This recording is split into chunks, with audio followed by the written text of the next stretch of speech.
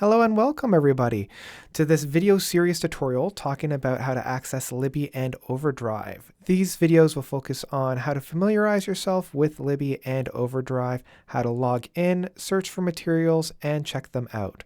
We'll also go through the process of putting them on hold and recognizing which books are currently available and which ones are not. You can find all the videos in the playlist down below in the description, as well as within the playlist itself. Each one kind of builds upon the other, so it's best to view them in order, but if you're looking for one in particular, just jump to that video.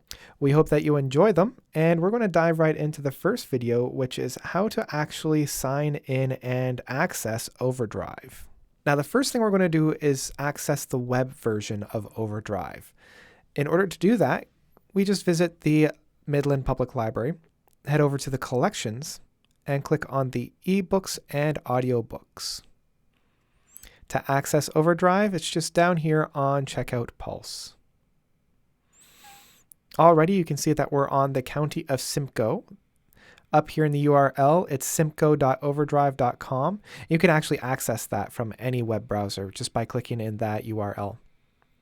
Now I'm currently signed in, so I'm going to sign out just to show you how to sign in.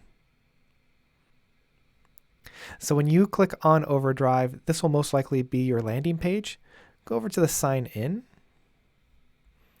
enter in your library card number.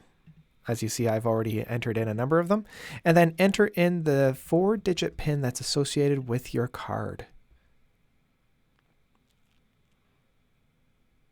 And there you have it. We have now logged in and we are ready to take out materials. That's it for this video. The next video will be how to navigate this main page.